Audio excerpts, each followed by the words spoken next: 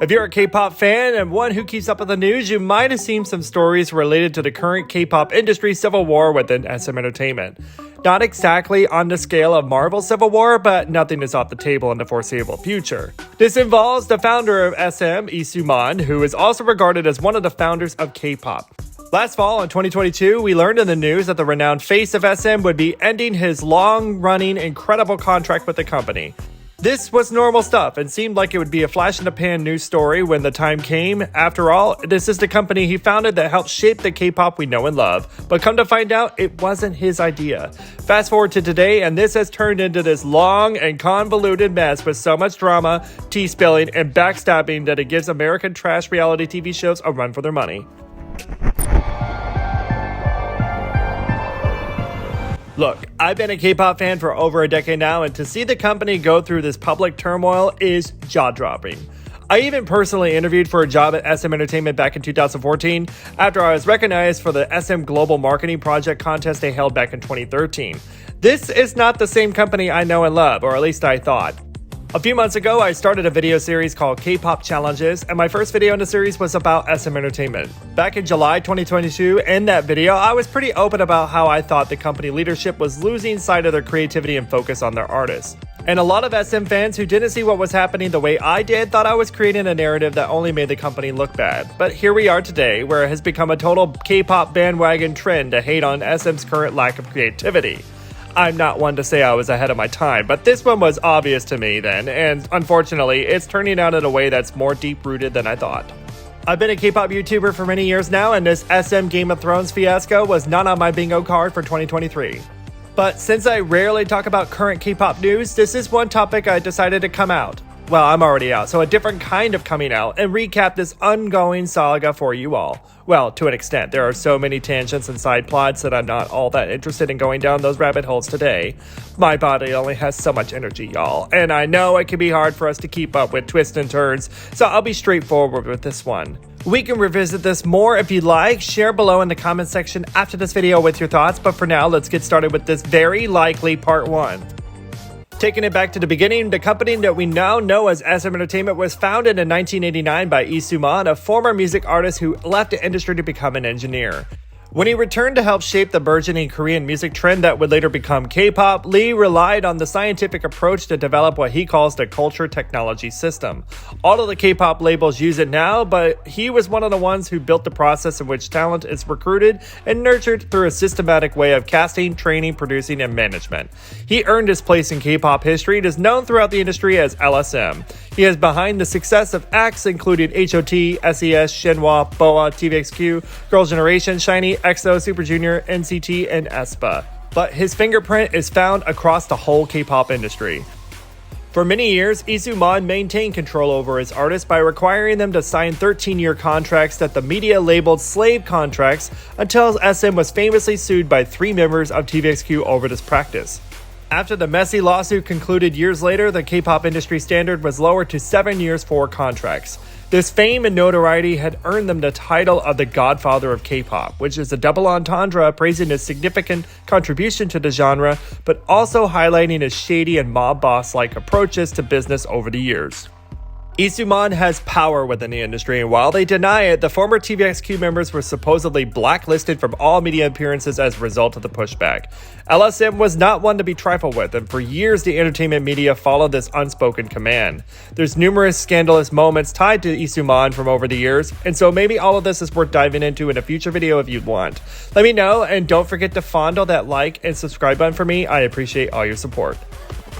Anyway, SM Entertainment had been successful for a long time, and a few years ago, LSM turned over the administrative duties of running the company to his nephew, Lee Sung Soo. This was so LSM could focus on SM's artist development and music production through a company called Like Planning, which he privately set up back in 1997 as SM's contractor for all things artist-related. This has earned him millions in royalties every year from SM. But like any godfather, it's hard for Lee Soo Man to truly let go of the organization he built. In addition to Like Planning and placing his nephew as the head of SM Entertainment, Lee Soo Man also maintained an 18.5% stake in SM, making him the company's largest shareholder. This combination allowed LSM to have direct control over the artists in SM's roster and monitor the company from the sidelines while eschewing the daily administrative tasks of running it. And just in case of any disagreements, he could leverage his majority stake in the company to ensure that his opinions won any argument. It seemed like an ironclad arrangement for Lee Soo Man, and it was that way for a few years. But like any powerful leader who's beholden to another, Lee Soo Man's nephew Lee Sung Soo thought he could do it better. In October 2022, he decided to terminate SM's contract with Like Planning in an attempt to adopt what he calls SM 3.0. which would diversify the company by using multiple in-house production centers and labels, as well as a music publishing subsidiary. There had been rumors that Lee Soo Man was planning to retire, and it seemed like a good time to send him away, since SM had signed an agreement with Kakao Entertainment to sell 217.2 billion won, or $172.8 million US, for the expansion by selling new shares in the company and convertible bonds equal to a little more than 9% of the company to Kakao Entertainment. The bonds could be converted into shares and would make Kakao the second largest shareholder in SM, while also diluting other shareholders' shares in the company, which would then threaten LSM's hold on the company he created.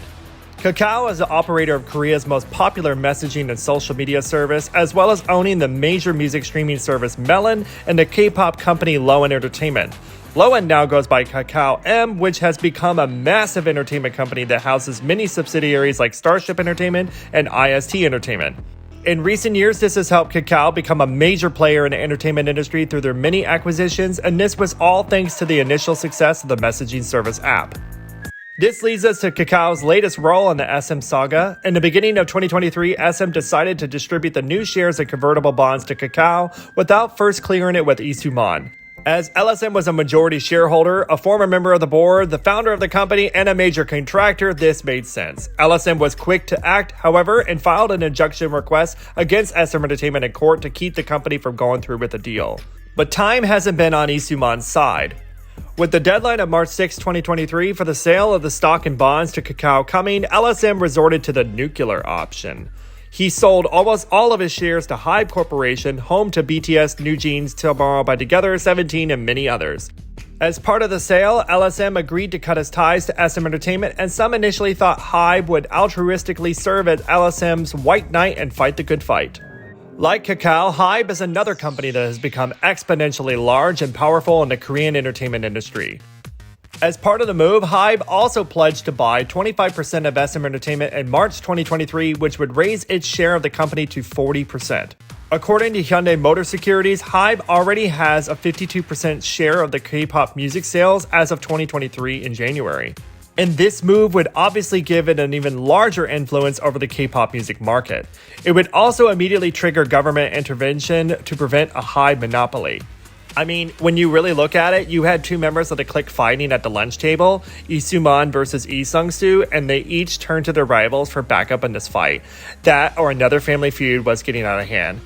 I mean, even just this week, SM CEO Lee Sung Soo did a full expose on his uncle, dishing out years worth of dirty laundry involving tax evasion, fraud, embezzlement, and controlling of his artists.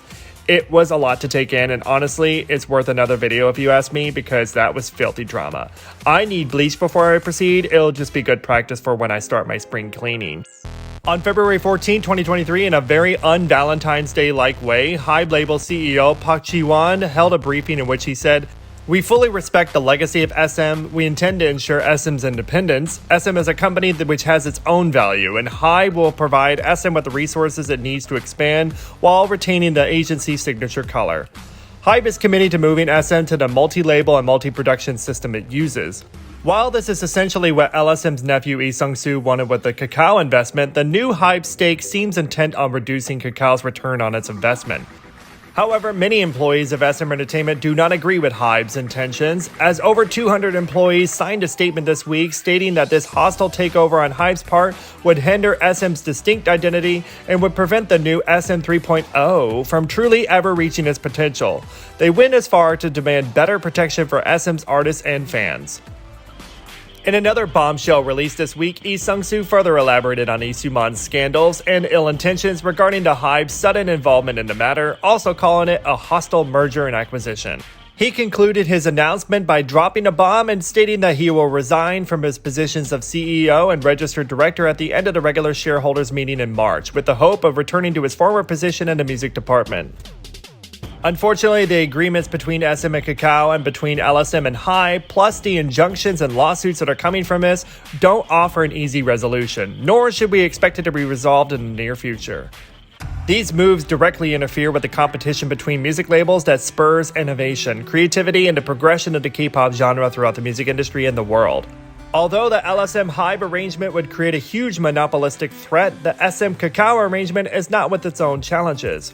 If Kakao's arrangement succeeds and LSM is forced out of SM, this could very well eliminate the Kwangya culture concept that Lee Soo Man has been spearheading. But then again, some fans might rejoice at that outcome. Kakao could also influence the product that emerges from SM and then use its streaming and media platforms to push that product over other music artists. This gives Kakao an outsized influence on what music Koreans would hear and could potentially erode HYBE's current influence over the music industry. But this is all way too early to tell. This entire K-drama series is still unfolding, and I expect a movie a few years from now covering this series of events, and my bet is that it will be Oscar material. But one thing's for sure, we K-pop fans will continue to monitor this ongoing story in the coming weeks. Expect more videos from me regarding this matter in the coming weeks. Stay tuned, and so please be sure to subscribe, hit that like button, check out many more of my videos from me while you're here. Thank you all so much for watching and for your support. I shall see you next time, K-pop friends.